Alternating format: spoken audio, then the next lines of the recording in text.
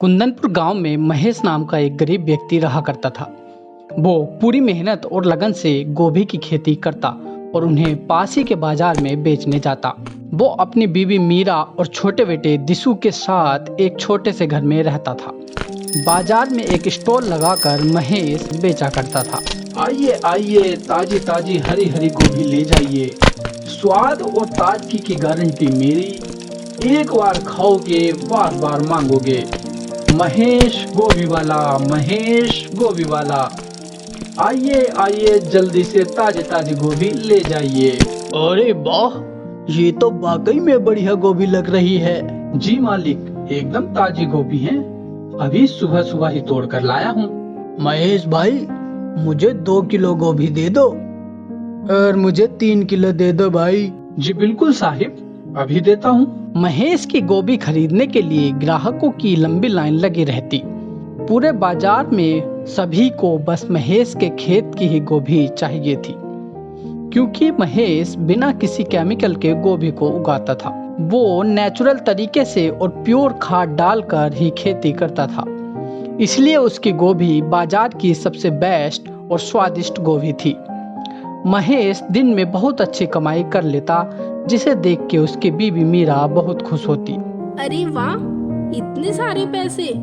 हे माता रानी, आप इसी तरह हम लोगों पर अपना आशीर्वाद बनाए रखना। पापा, आप हमेशा ईमानदारी से ऑर्गेनिक खेती करते हो, इसलिए हमारे खेत से उगी गोभी इतनी स्वादिष्ट और ताजी ताजी होती है। पापा, मेरा भी एक सपना है कि मैं आपके इस गोभी के बिजनेस को और आगे लेकर जाऊं, ताकि पूरे देश में हमारी गोभी खा खा कर लोग तंदुरुस्त और हष्ट पुष्ट रहें। महेश की ऑर्गेनिक गोभी की वजह से सारे ग्राहक बस उसी से गोभी खरीदते, जिसके कारण बाजार में मौजूद अन्य गोभी वालों के यहाँ कोई ग्राहक दूर दूर तक नहीं भटकता। ऐसे ही महेश की बढ़ती सफलता को देखकर उन गोभी बेचने वालों को उससे बहुत जलन होती है। उनमें से 2 गोभी वाले, कालू और दीनदयाल, दोनों आपस में बातें करते हैं। अरे यार दीनू, इस कमीने महेश का तो कुछ करना पड़ेगा। इसकी वजह से हमारे घर में अकाल पड़ने वाला है। कहीं ऐसा ना हो कि इसकी वजह से मेरे बच्चों को रात में भूखे पेट सोना पड़े। हाँ यार कालू, अब तो महेश के बच्चे का कुछ करना ही पड़ेगा। अब हम दोनों इसकी गोभियों पर ग्रहण लगा कर ही रहेंगे, लेकिन कैसे? मेरे पास एक सॉलिड प्लान है। कालू दीनदयाल यानी दीनू को पूरा प्लान बताता है और फिर मुस्कुराते हुए दीनू हाँ में सर हिलाता है।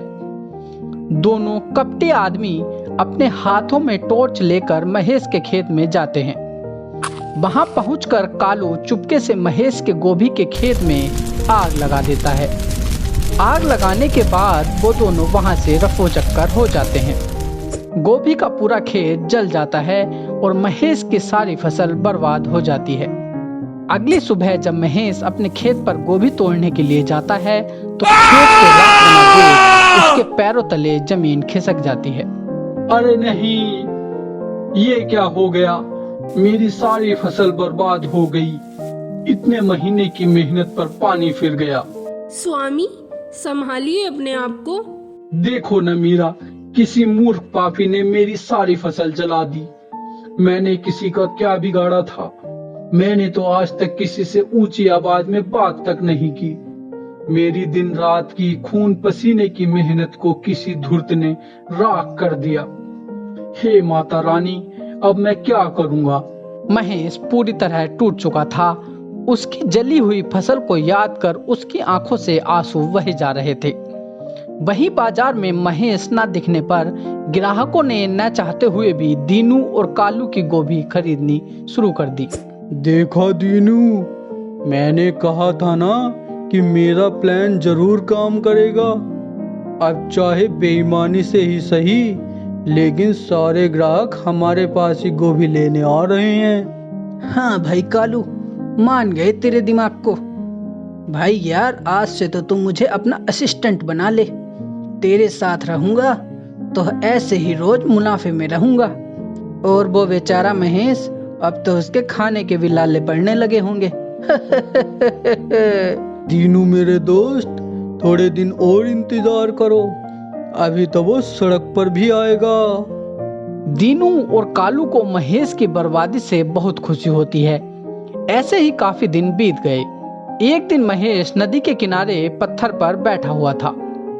वह काफी चिंतित और निराश हो चुका था। ऐसे ही बैठे बैठे ना जाने क्या सोचे जा रहा था। तभी अचानक से उसे किसी के चिल्लाने की आवाज सुनाई देती है। बचाओ बचाओ, कोई मेरी मदद करो, मैं डूब रही हूँ, मुझे तैरना नहीं आता। महेश देखता है कि एक छोटी बच्ची पानी में डूब रही है। महेश फौरन पानी में छलांग मारता है और वो तैरकर उस बच्ची को बचा लेता है। तभी वो बच्ची एक परी में कन्वर्ट हो जाती है। ये सब देखकर महेश शॉक हो जाता है। उसे कुछ भी समझ नहीं आता कि ये सब क्या हो रहा है। अरे परी जी आप? हाँ महेश, मैं एक परी हूँ। मैं यहाँ से गुजर रही थी, तभी मैंने तुम्हें देखा। मैं जानती हूँ कि तुम बेहद ईमानदार और मेहनती किसान हो, किंतु तुम जरूरत के समय दूसरों की मदद भी करते हो या नहीं, बस वो मैं चेक करना चाहती थी। इसलिए मैंने एक लड़की का भेष बनाकर डूबने की एक्टिंग की, लेकिन तुम उस टेस्ट में पास हो गए। महेश ये सब सुनकर हैरान रह जाता है। उसे कुछ भी समझ नहीं आ रहा था। महेश, तुम घबराओ नहीं, मैं यहाँ तुम्हें कोई कष्ट पहुँचाने नहीं आई हूँ। मैं तुम्हारे नेक दिल और सच्चे मन से बहुत खुश हुई, इसलिए मैं तुम्हें कुछ देना चाहती हूँ। ये लो, ये एक जादुई बीज है, इसे अपने खेत में लगा देना। इसे लगाने के बाद रातों रात एक चमत्कार होगा। क्या सच में? हाँ महेश। परी जी आपका बहुत बहुत धन्यवाद। परी महेश को जादुई बीज देकर अदृश्य हो जाती है।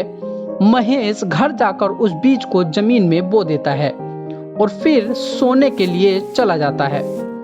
जादुई बीज की वजह से रातों रात उसके खेत में ताजी ताजी गोभी की फसल उग आती है।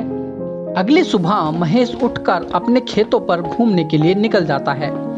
खेतों में फिर से गोभी को देखकर वो आश्चर्यचकित रह जाता है। तभी घूमते घूमते उसका बेटा और पत्नी भी वहां आ जाते हैं। जादुई गोभी को देखकर वो दोनों भी हैरान रह जाते हैं।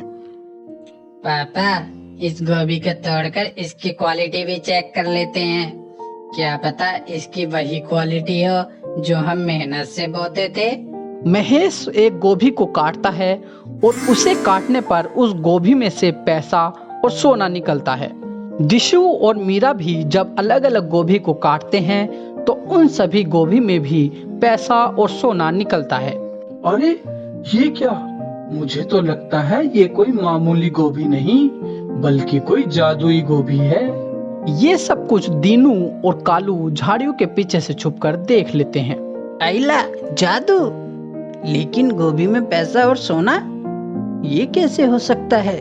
ये वक्त ये सोचने का नहीं कि ये जादू कैसे हुआ, बल्कि ये सोचने का है कि हम इस जादुई गोभी को कैसे चुराएं ताकि हम इस पैसे से माला माल हो जाएं।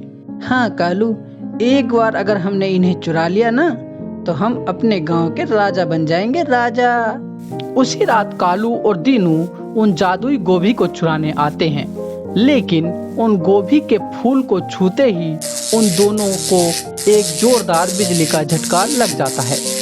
कालू और दीनू वहां से भाग जाते हैं और फिर कभी लौटकर नहीं आते।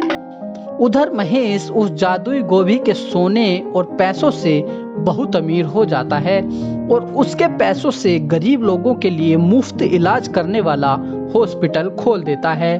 फिर महेश और उसका परिवार खुशी खुशी रहने लगते हैं। तो दोस्तों, आपको हमारी ये कहानी कैसी लगी हमें कमेंट सेक्शन में लिखकर जरूर बताएं। कहानी अगर अच्छी लगी हो तो दोस्तों और रिश्तेदारों से शेयर करें। और अभी तक अगर आपने हमारे चैनल को सब्सक्राइब नहीं किया है तो प्लीज़ हमारे चैनल को सब्सक्राइब कर लें और बेल आइकन को भी दबा दीजिए ताकि हम आपके लिए आगे भी ऐसी मज़ेदार कहानियाँ लाते रहें। तो दोस्तों, हम मिलते हैं अगली कहानी में। तब तक के लिए इजाज़त दीजिए। धन्यवाद।